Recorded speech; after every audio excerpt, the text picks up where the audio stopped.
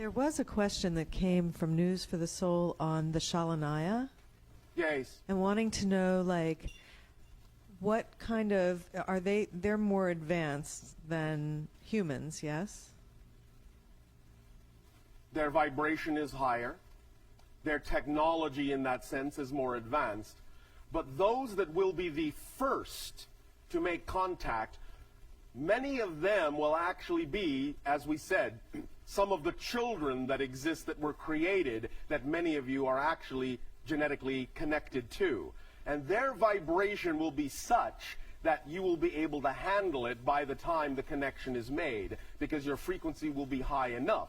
The children will then act like step-up transformers, that your relationship with them and the initial ones of the Ya'yel and Shalanaya will be of such a vibration so as to act as a buffering mechanism and a step-up transformer to elevate your frequency to be ready to receive higher vibratory beings in time.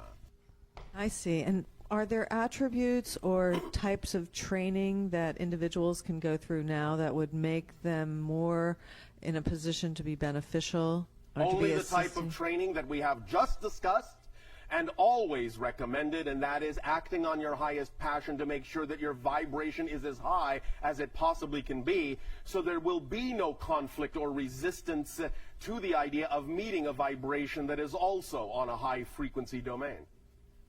Okay, that sounds wonderful. Thank you, Bashar. Thank you. And yes, it is full of wonder. Hi, Bashar. And are you a good day? I have 3 questions. 1, 2, 3. Great. So I'm currently exploring a series of books called the Ringing Cedar series. All right. They are written about a Russian woman named Anastasia. Yes. Are you familiar with her or this? Just proceed. So they present some interesting concepts. Such as? The idea that living in nature and gardening is would bring us closer to our highest destiny, our highest calling. In many ways, this is so, because it reconnects you to your natural self, and your natural self is of an extremely high frequency. Yes. So one of the questions that I want to ask you, in the book, in the first book, she talks about sex, and you discussed it a little bit last night, so Yes. I wanted to just ask some more questions about it. All right. The concept that she's explaining is that it's, as humans, we should only use sex to procreate. Why? Because any other use of it is extraneous. I don't know. I Extraneous. Why? I guess you'd have to ask her. So last night when you were talking about sex, you talked about it bringing us closer to our highest. The only thing that makes it extraneous is when there is not clear communication of all parties in a relationship and clear consent to participate in like vibration. If that is not what's happening in a relationship that involves sex, then in that sense it's extraneous. But it is not extraneous unto itself. Yes. It can be used in many ways beneficially for the alignment and raising of vibrations and bondings and connections that are extremely spiritual in nature. Okay. But it depends on how it's used and with what intention. If there is subterfuge, if there is clarity, if there is hidden secrets, if there is lack of communication, if there is intent to trick, if there is intent to dominate, if there is intent to control, that is extraneous sex. If it is all by consensus, if it is a play, if it is enjoyable, if it is by agreement, if it builds on each other and helps support each other and allows each other, or how many ever in the relationship, to discover more and more of who they are and supports that goal, it is being used in an appropriate manner positively in that way. Okay, great. At least that's our view. It's a good view. So I had an experience during an ayahuasca ceremony Yes. where I I went into a state that I can only explain as a sexual orgasm. Yes. But it was my entire body, every Yes. cell, Yes. and it was so explosive. And as I was laying there feeling this pleasure, it became very clear to me that that was my natural state. Yes. And that I actually could exist in that state all the time. Yes, you could choose to. Now, do not, any of you, berate yourself if you don't. Because remember, sometimes in physical reality, what you will create is a cyclic experience. You will create a certain state, and then it may seem as if you are falling out of that state, but that's not always for a negative reason. Remember that many times when you achieve a high level of vibration, you download a lot of information into yourself at that level. The idea then is to bring that information and ground it back to earth, and sometimes that actually requires you to lower your vibration to do so, so that it can sink in and crystallize on a different level. At the same time, recognize that what's happening is not this. What's happening is this. You are always actually climbing up, especially when you don't judge the down part of the cycle, because you're actually always landing higher than you were before, even though it may seem like you're going down. You're actually creating a rising arc. You understand? Yes. So, while yes, empirically, you can exist in that state all the time, it may not always feel like you're doing so because you may be using that energy for some particular purpose or work, and the focus may change in such a way as to make it seem like you're not at that level, but in many ways you actually are. You're just using it differently than you were using it a moment ago. So you don't have to judge it as being less than, just understand it as being a different application of the same energy. And then you will start to feel and recognize that you haven't really left that vibration, not very much. And that if you do so, you're doing so for a particular positive purpose. And therefore the overall energy will always rise. All right? Yes, so that is our natural state of being. Yes. Okay. I had the feeling during the process that it's me that stops it from happening. Well, of course. As I said, however, that's not always for a negative reason. Right. You may just be shifting it in ways in order to apply that energy for specific kinds of tasks. Don't assume that it's for a negative reason, and you will not create it to be so.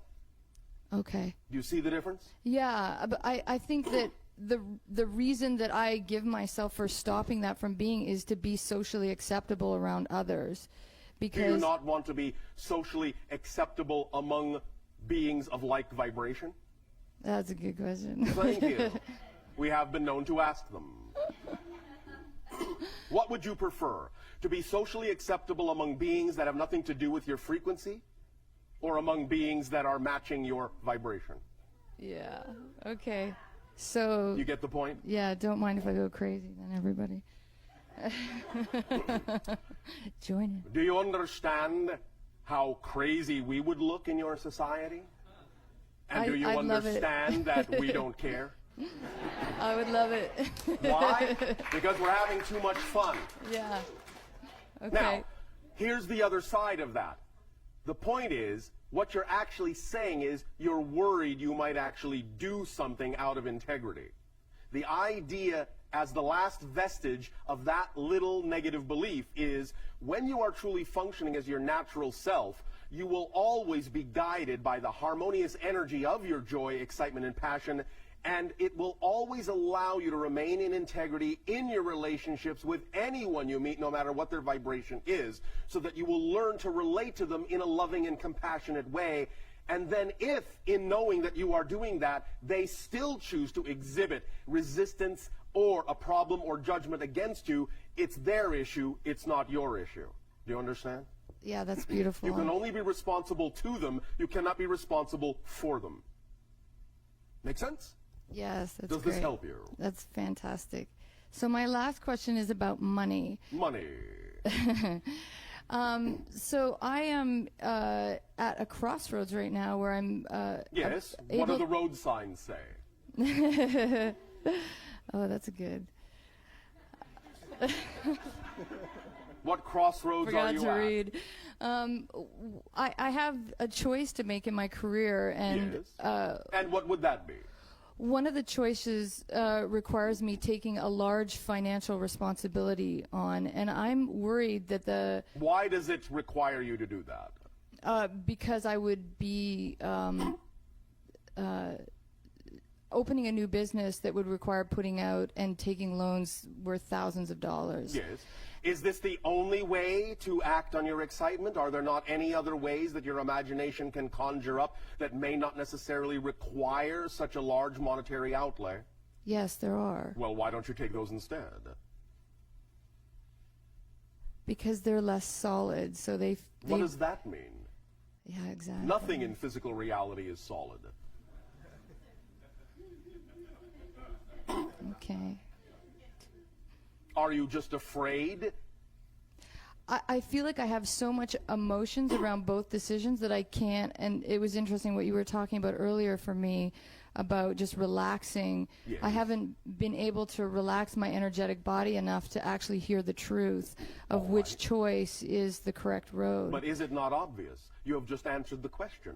You already have within your imagination the recognition that there may be ways to act on your excitement that don't necessarily put you in financial straits. And by not putting yourself in financial straits, what you're doing is honoring your old belief system that says you're not sure that you can move in that direction without strapping yourself. So don't.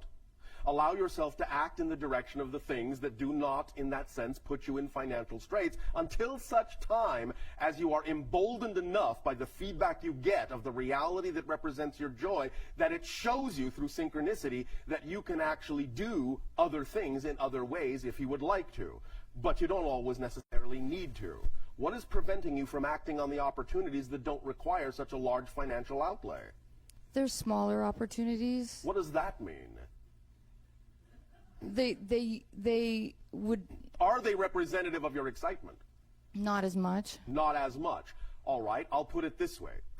Remember that when we talked about the idea of acting on your excitement, the full phrase is this: act at every moment to the best of your ability on the things that excite you the most to the degree you are capable of taking action on them. So, if the thing that you say excites you the most doesn't come with, in your present belief system, an ability to take full action on it, then look around for the next most exciting thing you're actually capable of taking full action on. And that will let you know that by acting on that thing you're able to take action on, it is actually connected to the other thing and might get you there through another route you didn't expect. It might bring you what you need in a way you didn't imagine. Do you follow? Yeah. So you yourself are saying the thing that excites you the most, with your present belief system, you're unable to take full action on without fear. Therefore, you need to back up and look at what does excite you, you are able to take full action on. That's the one to take first. Does that make sense? Yeah, that's great. Then it will be a stepping stone for you. You will gain experience. You will gain confidence. You will start to learn how to attract other things. And you may also relax your expectation that you need symbols of a certain type in order to get where you're going. Again, remember, abundance is the ability to do what you need to do when you need to do it. It doesn't always mean money is the easiest way. Can your imagination conjure up another way in which the thing you say is the most exciting thing could actually happen without all the monetary outlay? Is your imagination capable of imagining any scenario in which you could do that thing in the way you say you want to without requiring quite so much money? Yes. And what would one way be? Well, finding someone else who already has an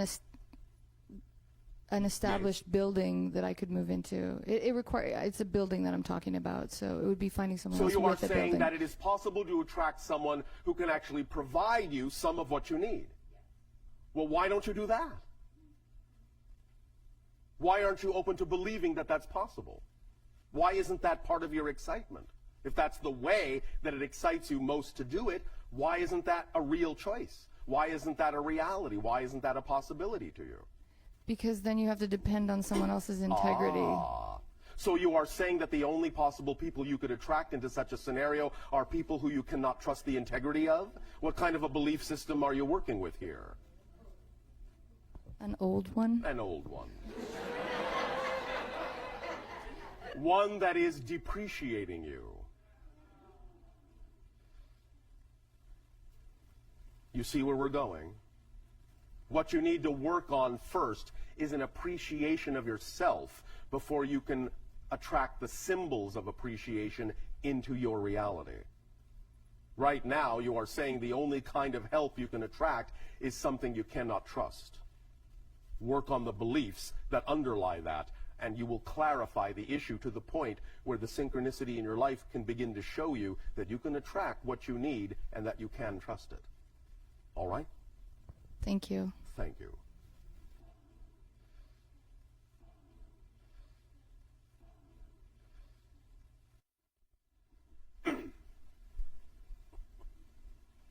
Good day, Bashar. And you good day.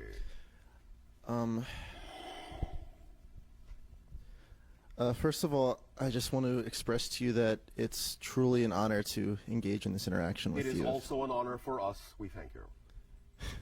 Well, I can't believe I'm actually here asking you. I can't believe you are either. I have two questions for you. The first of which being, my entire life, literally my entire life, as far back as I can remember, I've been obsessed with literally obsessed with coming into contact with extraterrestrials. Oh, so And now you have. And now, yeah, I know that's. I'm so like, now what will you do? well, aside from be really nervous right now. Nervous? Why are you nervous? I don't know. I can't explain it. But the question is we label different encounters as different. Like, for example, a physical encounter Yes. would be, obviously, you probably know, we'd call a close encounter of the third kind. We understand the nomenclature. So what I'm asking is what can I do, if anything? Is there anything I can do to increase the likelihood of having a close encounter of the third Yes. kind? We have already told you all what to do. Acting on my highest excitement, Yes. since that's my highest. Because again, these kinds of appointments were already arranged long ago. All you have to do is become the person with whom the appointment was made. I feel as if I've been that person though, like my whole life. Has it happened? No, it hasn't. That's why Then I'm confused. By definition, you see, there's no confusion here. As we said earlier, by definition, your reality has reflected to you that you're not that person yet. So Okay. stop worrying about it. In fact, worrying why you're not that person yet is what makes you not that person yet.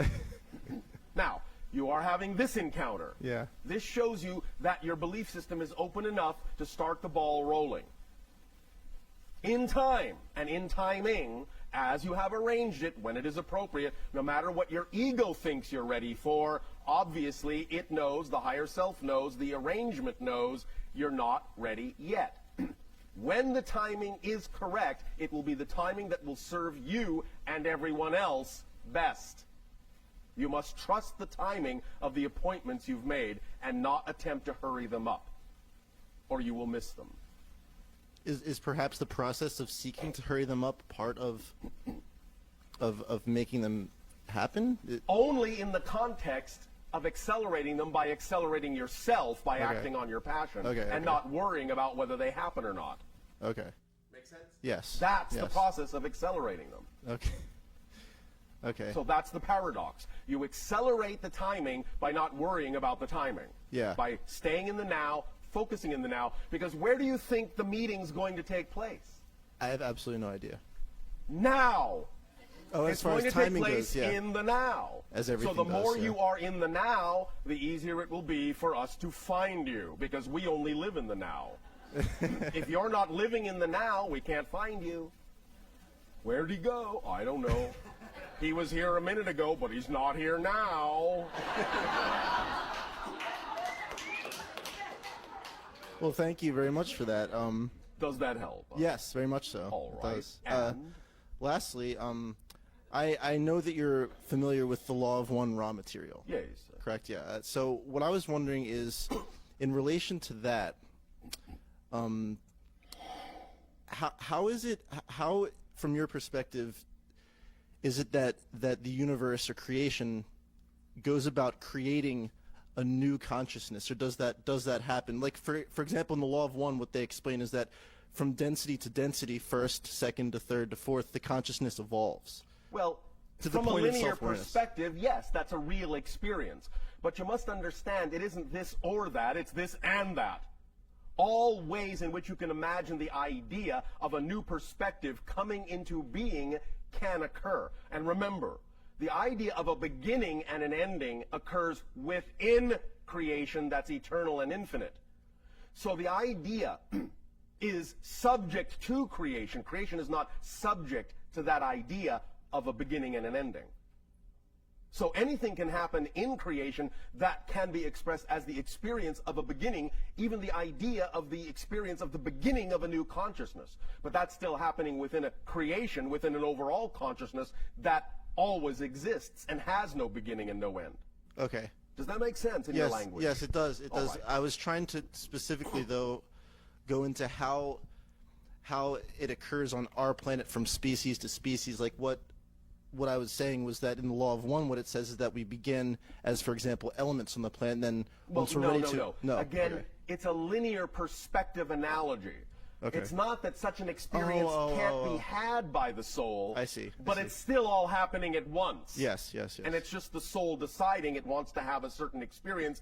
And so in that reality, it can be viewed from that linear perspective in an evolutionary process. And that's a real experience, but it doesn't mean that that doesn't already exist at once. Okay. Make sense? Yeah, no, I understood that philosophy before, but for some reason I was failing to apply it to that All right. particular... It all just comes down to the idea that different kinds of experiences, any kind of an experience that can be imagined, can be created and experienced. But it's just an experience. It doesn't make it unreal, because that's all that is real, is the experience. But it also doesn't mean that those things don't already exist. Yeah. It's just that they're creating an experience as if it's happening that way, and even creating an experience that it's happening for the first time, even though it already exists. So then that means that from incarnation to incarnation... Which all exists simultaneously. Simultaneously. So, but then when, say but- for example, when I die, when Yes. this body dies, Yes. I could be incarnated as something that I would now perceive as the past. Yes, you can have that experience. At Yes. the same time, you must recognize that that so-called past life exists right now. It does, yeah.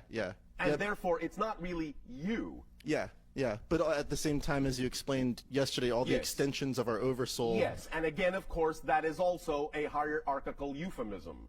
Because again, it's just a convenient way to describe something Yeah. that is essentially all coexistent simultaneously as one idea.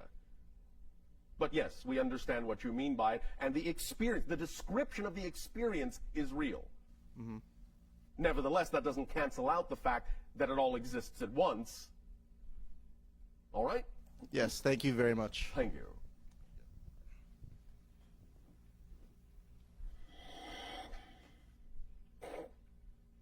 Hello, Bashar. And to you, good day. Good to be speaking with you again. Thank you. And you as well. Thank you. The first question that I have is with regard to a specific being known as Kaela, who came in contact with the U.S. government, as I understand it, and specifically Majestic 12, and Dan Burish. Are you familiar with... We understand what you are referring Yes. to. We may not be allowed to discuss much of this. Okay. I was wondering, because as I understand it, this being is a hybrid between gray and human, or was? Yes. Okay. But not Esasani, is that accurate? Correct. Okay. How many such hybrid races or civilizations are there between gray and 5? Interesting. The number of humanity. Ah. We are one, Yael are another. There are 3 more. So the first that we will be coming in contact with are also gray and human hybrid. Yes, the Yael. I see. Is that the same as the Anunnaki or no? No. Okay, Very different beings. I understand. Okay, and the Phoenix Lights ship, was that? Yael. Okay, As we said, they are showing you their ships to get you used to their presence. well, I thank them for that. They thank you as well. There will be more sightings. My other question is with regard to the individual who has only revealed himself as Victor, who has also witnessed an extraterrestrial being and had some contact working or otherwise being in the Area 51 facility. I was wondering if that is Kaela or if that is a different or was a different being. Different. Okay. Are you able to comment on how many beings have been on Earth and in contact with governments here? Of any type? Well, I suppose there have probably been many over the span of human history, but Yes. in let's say the past 100 years. 17. Okay. And were those mostly gray, mostly hybrids? We are not counting the grays. I see, because they are from Earth Parallel originally. reality Earth. Yes. Mutated human. Okay. And are you able to comment on Timeline 1 and Timeline 2 as Barish describes? And What do you wish to know about it? Well, he seems to be very concerned about it, in the sense that he seems to think that there is potentially a risk, although he thinks we're on the right track, as I understand it, there could be a risk to go to what would be a timeline that wouldn't be preferential. But as you explain, as long as we are in our vibration of highest joy, we need not be concerned about which Correct. reality we'll end up in. Correct. The more time you spend worrying about whether you're on a preferential timeline, that tells you you're not on the one you prefer. Right. So It's basically, as simple as that. there's really nothing to be worried about, right? It is no more complicated than that unless you want it to be. Okay. Does that help you? Yes. Thank you. And I made an observation about the Greys and their interactions with humans. Yes. That they seem to have a need for control of the situation in any abduction experiences No. or any. You need. I see. Okay. Because if, in that sense, they did not exercise the idea of the freezing of the shift in the dimension, you, by being shifted without that kind of freezing control, would possibly wind up in some other dimension out of control.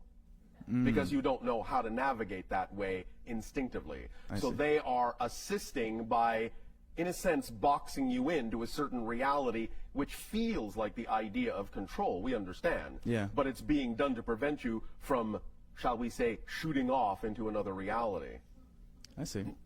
Is that sort of what happened during the Montauk Project to some extent with dimensional shifting? And Of a different nature. okay. But similar Okay. in principle. And the Greys, do they not seem? I mean, it seems like they don't want to look at human emotion or They understand do it. not have the capacity any longer to process that, at least not the earlier ones. Some of the later ones do. I see. The agenda has changed. Yeah.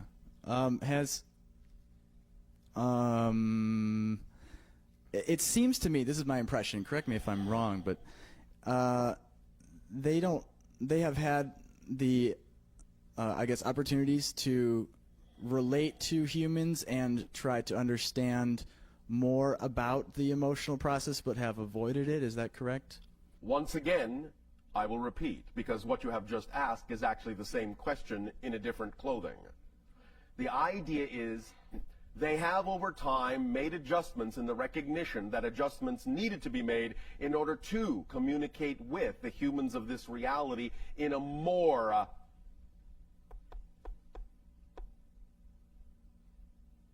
productive manner. I see. But the idea is that initially, in the mutation that they suffered, they eliminated the ability to emotionally relate to you. It wasn't that they were withholding intentionally. They did not have the capacity for emotional processing. Do you understand? Yes. Therefore, in recognizing that they were missing that component, some of the hybridization techniques and genetic alterations were done on themselves to make them more capable of understanding and processing the emotional capacities that they had mutated out of themselves so that they could work with you more closely in a more productive and compatible way. Yes. That's why the agenda has changed over time. Okay. Well, I thank them for their adjustments and and communication, I suppose. Yes, thank you. And I guess the on a final note, I was wondering if you could share with us about how old the Essassani civilization is, and what types of changes have occurred since its conception to where you are presently, what you've learned, just in summary. I know it's a very large topic, Thank you. but we were much more similar to your civilization at one time in terms of the way our culture functioned. We were allowed to develop and evolve through a variety of historical epics, so to speak. The idea, of course, is that we were always harmonious in general, but we did experience certain kinds of negative phenomenology early in our history that we were given an opportunity to transform. The idea, in a sense, is that we are about 3,000 years ahead of you. You understand? yes. Functionally speaking. Because even though you might think our dimension is only off by a vibration of 300 years, we are in that sense operating at a dimensional frequency 10 times faster than your own. Okay. So the idea is that we used to have what you would consider to be simple technologies, things like sailboats and such. We used to suffer from disease. We used to have corporeal sex. We used to eat. We used to sleep. Oh, okay. No more. Now we have evolved to the idea of being less physical and more energetic, quasi-physicality, which means we do not eat, we do not sleep. The idea of joining is an energy act. The idea of allowing new beings to be born on our planet is something that is created out of the idea of an energy field that they solidify in at the age of 3.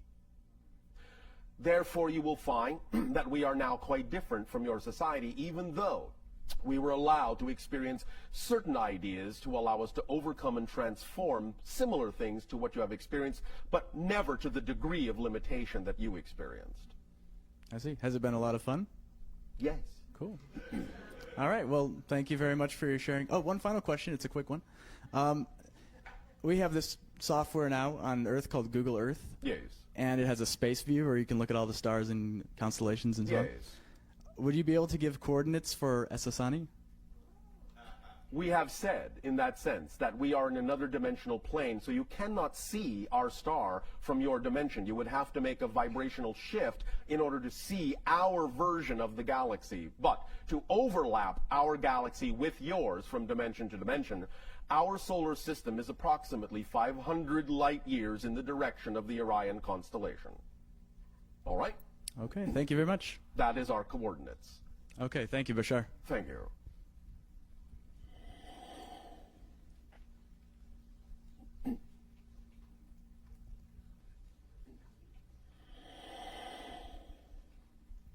Hi, Bashar. And a you good day. First of all, happy Father's Day. We thank you. And thank you so much for the sharing today, this weekend. I had a question. I recently saw a researcher named David Jacobs who does hypnotic regressions. Yes. And he said that the abductees that he's been working with for the last couple of years are almost all telling him that when they're being abducted, the Greys are asking them detailed questions. They've informed him that some of the hybrids are so human-looking Yes. that many are living here amongst us right now. Well, now and then there are practice runs, but that's the next phase of the agenda, is acclimatization to your society so that the hybrid children can start to learn to live among you. Well, that falls in then with my question, because he said that the kinds of things that the Greys are doing is that instead of the fertilization process, they're asking detailed questions like, what is a picnic, and what exactly do you do in a picnic, and what is a post office, and how do you Yes. mail a letter, and detailed things that it's a little scary in a way. Why is it scary? Well, it's Are not those the kind of things that you yourself would ask if you were visiting a foreign country and knew not their customs and their ways? Okay. And wanted to learn? Would you not say, how do you mail your letters? Where do you have your post offices? Do you have post offices? What is this called? What is that called? How do you do this? How do you do that? Would you not do the same thing? Yes, and Yes, but you still want to be scared? No, I think the scared was the wrong word. It's more of the fine line between excitement, but more on the excitement line rather than the fear. Well, then, Because I'm looking forward to working with them, and we've discussed that in the past. all right. So I'm looking more for a timeline and an idea of how this is going to progress in the future or the We now. have already given you the basic timeline window. You will find that the idea of acclimatization will begin to manifest itself sometime between 2025 and 2033.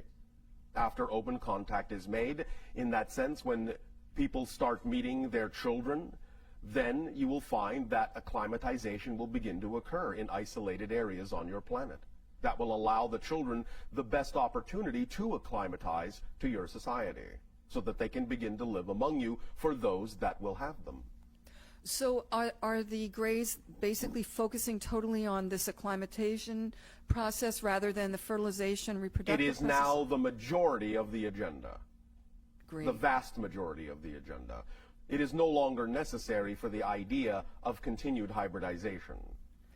And how many generations of hybrids are now in existence through the Greys? 30. Wow. And for myself, my own particular hybrid children were in the first generation? No. Can you give me an idea of which one? They began in the 17th. Okay. And roughly when I was through the reproductive time in my life, right? Roughly. Okay.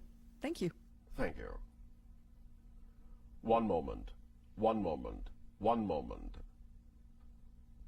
No further data is available through this terminal. We will at this time extend to each and every one of you our deepest appreciation for the co-creation of this interaction. We must now be on about the business in our part of the agenda as you begin to play your part as well. The timing is such that it works best for both. We extend to you our unconditional love and deep gratitude for allowing us to experience you in this way. We thank you for allowing us to be your children and for allowing us to also guide you as a parent would. We thank you for being part of our family, and we will meet again. Good day.